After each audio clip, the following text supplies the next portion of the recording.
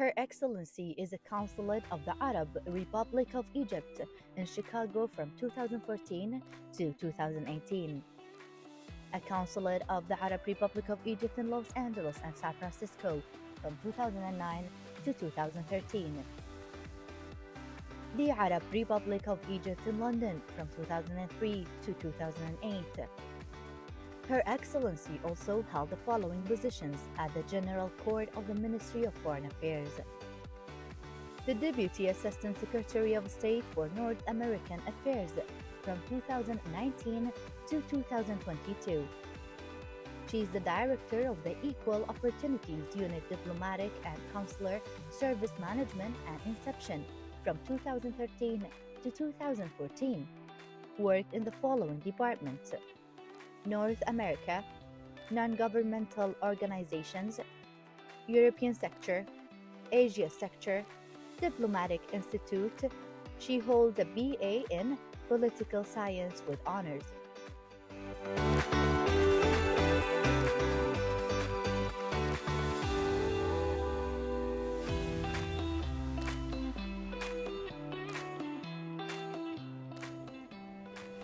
And that was really a great introduction and a report. My guest, in addition to that honorable introduction, also held the following prestigious and positions at the General Court of the Ministry of Foreign Affairs: Deputy Assistant Secretary for State for North American Affairs from 2019 to 2022, Director of the Equal Opportunities Unit Diplomatic and Consular Service Management and Inspection from 2013 to 2014. So how about we welcome here in the studio of Good Morning Kuwait with Honor Excellency Heba Mohamed Ahmed Zaki, Consul of the Arab Republic of Egypt in the state of Kuwait. Hello, Your Excellency, and it's wonderful to have you. Thank you for having me, and good morning, Kuwait. Thank you. It is a good morning. Yes. It is wonderful to see ladies who have really reached high, prestigious and honorable positions, and I am so proud of all the women as you, Your Honor. Thank you very much for having me. It's also an honor and a privilege for me for being with you today and your kind audience, and to be hosted by a very famous and well-known presenter like yourself. It's always very nice to have the interaction and the reaching out. When we work abroad, it's always very nice for us to come and talk and discuss matters with the hosting country. Thank you very much. So, Your Excellency, we know that you've got an agenda in regarding the Egyptian community in Kuwait. So tell us about it. Well, actually, as you all know, we have a huge community here, and let's say it's an open door policy and the reaching out policy. So, and the team previous to my assignment here also did a great job in that, and I'm building on that now. Yes. So I'm trying to reach out to all circles of the community, because as you know, we have Egyptian workings in most of the fields, in the medical field and in the administrative field and the education field. Yes. So I always try to reach out to them. And we're open for them to come and discuss their needs and make sure that they are an addition to the working environment and to the development in Kuwait, and also an addition and to remain in touch with their motherland, with Egypt. Yes. So it's a very busy, always we have very busy days, always, all the week. I've just said, you know, you say we're in the middle of the week, we have 2 days done and we're looking forward to the other 2 days. Exactly. It's always very busy, all the days are busy. But still, it's a big community, and we try to reach always out to them. We managed to have a very good system coping up with the technology. Yes. So we have an app that they can, on their phone, they can download. Everyone in the community, it's free. So an application on the phone. It's called the Consulate General of Egypt in Kuwait. Okay. They can download it from the App Store or whatever. Yes. And through it, they can book their appointment.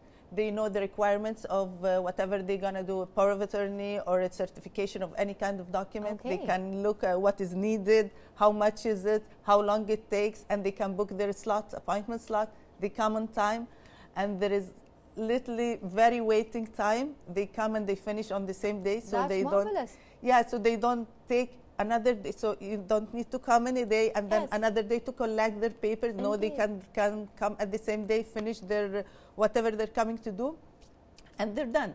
So we're trying, you know, to help them as much as we can, especially with the summer coming. Usually it's more people are coming before their summer vacation. So yeah, we're trying to help with that. And this is what we know, that because during the summer, the 3 months of vacation, a lot of people would like to make their certifications, finish their papers, travel to their homelands, visit their loved ones, then come back. So they need all the papers finished, and by a touch of a button, you can really download the application and finish everything. Yeah, and actually it's not only for the Egyptians, it's also for the Kuwaiti citizens. We're having good services for them, because many of them, they would like to come and take visas in advance before they go to Egypt, or they're accompanying their staff to go to Egypt. They need visas for them. So we made sure that the waiting time is like nothing. As also students, right? And students going, everybody who needs visa now, it's very easy, very convenient. They can go online and check the requirements, get it ready. No waiting time. We're trying to help as much as we can. This is the easy of technology, how it's really making our life more easy day by day. Your Excellency, we know that the vision to strengthen the cooperation hands between Kuwait and Egypt are upon your hands, and tell us about that. Well, definitely the Egyptian community is one of the most important files in the bilateral relations between Egypt and Kuwait, and we try to make sure that this file is as productive as it can be, and as addition to this historic relationship as it can be. Yes, the Consulate of Egypt is the only standalone consulate among the diplomatic missions in Kuwait, and we want to make sure that its work here is as productive as it can be. And the culture in Kuwait is very diverse and very open and very rich. And we want to make sure also that we have an participation in that. Recently, there was the Arab Media Forum taking part, just ended last night. Yes, indeed, Sunday and Monday. Sunday and Monday, and it has a very good Egyptian participation. That's so true. And it was a proof that the culture between Egypt and Kuwait is going on fine, and that there is a lot to be done more than that. And we try also to reach out through the very rich media that you have in Kuwait. Actually, you have very good newspapers, a lot. Nice. Programs like yours, and we're always present to make sure that on the cultural base we are available. There are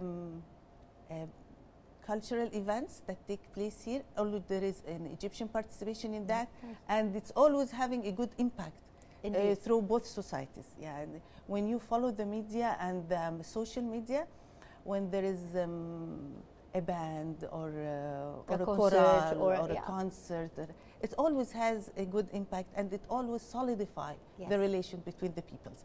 And we want to work on that, solidifying the people-to-people relations. And you know, Your Excellency, we know that since like 100 years ago or more, Kuwait and Egypt had a very strong relations. We know that if we wanted to go to like the astronauts or the scientists, we've got one of our famous Dr. Saleh Al-Ujeri, and he had pursued his studies in the areas of let's say astronomy and astrology in Egypt. He went there. He took upon himself to search for the knowledgeable people there, and we have grown up on the media, on the art, and on the symphonies that has been in Egypt and from Egypt. So I think those ties are strengthening day by day, and we can see it wherever we go. Exactly. I completely agree with you. Education, culture, music, these are matters that definitely make people-to-people relations stronger. And as long as we keep them and we build on them, and we modify them to the new technologies and the social medias. As long as we cope up with that, they will stay strong and have a positive impact on the relationship between the two countries. Definitely. Indeed, the positive relationship, that's what we are all having and pursuing. And you talked just a minute about the application that has been facilitated for the people here in Kuwait. No matter what, let's say, nationality it is, they can read. Is there any added facilities, transactions for the councillors here in Kuwait? First of all, the app was developed by a group of volunteers. Okay, an Egyptian that's volunteers, wonderful. and I would like to take the chance to thank them for that, because it took some time until people got used to it. Yes. Sometimes they are a bit classical, but then once people experimental transaction, first of all. Exactly, they need, is it needed? I can go and I can take an appointment, and then they go and they don't find appointment, so they know that they have to make sure they need that. Also, the system before was a cash-only system. Okay. So we managed to do it, they can use their cards. So people, they don't need to come and shop with no cash, and they don't have their service done. So now they can do that. We have special arrangement for, pregnant women with children, special needs, elderly. They have their own facilities to come and stay inside and make sure. Yeah, we managed to have waiting areas for people, air conditioned, so that they don't stay in the sun and the rain. Actually, I found that there is a lot of rain in Kuwait. Indeed. So we managed to make sure. We hope that it will come soon. Yeah, it was great, and it made the city green, and it was really nice. Yeah, really nice. So we want to make sure also that while they're staying in the consulate, it is also a good stay and a comfortable stay. Yes. That's really a marvel, and I know, Your Excellency, that you came here just 6 months now. 6 months. And we were talking off the air about the good weather that you came in and how it really extended with you till this month. We were talking also about women and how that we are proud when we see a lot of women getting positions in higher places, especially if we said in the Ministry of Foreign Affairs in Egypt. We know that a lot of ladies has been granted great positions, as yourself, Your Excellency. Tell us about that. How do you feel, and how did women really build their strength in such places? Because you have said, and we were talking about the F-16 beforehand, and how you were there during that time. Yes, actually, it's something that makes us very proud, all as women. When any one of us achieves something or a new milestone, it makes everyone happy, and it gives hope to newer generations as well. So the Ministry of Foreign Affairs, actually, we have a very good women's standard, women empowerment. I myself was the head of the Equal Opportunities Unit when it was first launched in 2013 to make sure that women have equal opportunities, reaching out in the exams, in the results, in the hierarchy. So we have a good amount of number of women ambassadors abroad. Some of them are colleagues like myself, Consul General serving Egyptians abroad. I have actually 2 on the top of my head, the one in Milano, which is a very big Egyptian community, and one in Marseille, which also a very Egyptian community. Both are women and both are senior ambassadors like myself, and they're working well. We had the assistant ministers assistant for the Ministry of Foreign Affairs in many fields. Convoys, the ministry and the president had many representatives of himself, His Excellency, sending women abroad for missions abroad. So there has been good milestones, but there is a lot to be done. Okay. We have, and actually, let me say also that I'm very proud of the women's status in Kuwait. When I came, I met poets, writers, politicians, teachers, medical field, doctors, and so there is a lot of Kuwait. You yourself here in the society done great, done great, actually. Good. But still, we have social challenges. Yes. Yeah, and, but we have to keep on working. We Indeed. have to get this. No matter what obstacles, we are capable of really reaching because out to there will always be obstacles, and social obstacles, status obstacles. Yeah, because and it adds to you, because when you work and you have a lot and you feel that you're responsible, either on your desk or in your home with your children, or with your family, taking care of your parents, whatever. You are a multitasking person, and this adds to you, and this makes you more powerful, and this achieves more of you. And you're an addition to the society. The better women are, it's the better for the society. This is well said, Your Excellency. And as you said it, we know that the society should always find a challenge to support the women in the society. We are together in this. We are side by side. We are paving the street or the road to success together, not one in front of the other, but together, right and left. And by that, thank you very much for saying all of those good things about ladies in Kuwait. Definitely, it's true. And I read charts and I read numbers, and you're achieving great. And it makes everyone proud, because, as you said, if one succeeds, everyone succeeds. Exactly, and we are proud of the ladies here in Kuwait and ladies all over the globe. We are proud of the role that you play. And speaking about the roles, Your Excellency, we know the role of culture in diplomatic work in bringing people together is a first standard role. So how do you think about it, and what do you say about it? Yes, I believe that this is part that we need to work more on, and there is a lot to do. Is there a gap? There is sometimes stuff that we need to cover, yes.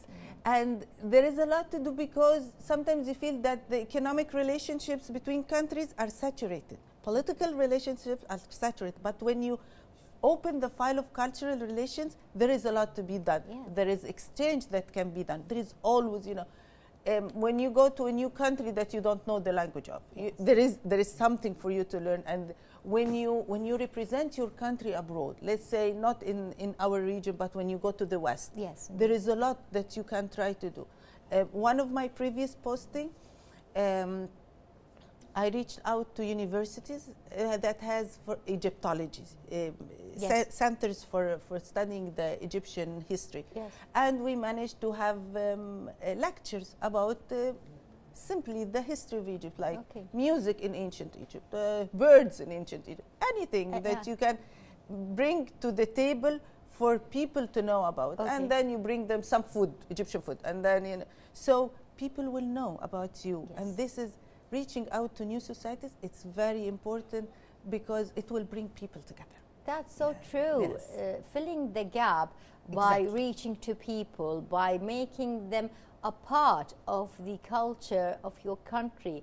And that's what ambassadors really do. And we say that every person is an ambassador of its country. If you are abroad, you represent your whole culture, your whole country, your whole nation. Exactly. We say always this to our Egyptian community here. You are a representative of your country. We want to make sure that you're an addition to this society, abide with the rules, be a positive addition to the country, and stay, this will add to the bilateral relationship between the two countries. Indeed, Your Excellency, it was really an honor and a great talk to have a chat with you and talk all about the things that you have done and you are doing and gonna do in the future, and proud of your role in this relations and the putting the cultures and putting the nations together in one hand. Thank you very much for being here with us. Thank you for having me. Thank you very much. A great thanks to our guest, Her Excellency Heba Mohamed Ahmed Zaki, for being here with us and giving us a little bit of what should be done by a person. We are the representative and ambassadors of our nations and countries wherever we go. And to get the positive view, you have to have the perfect attitude. And speaking about attitude,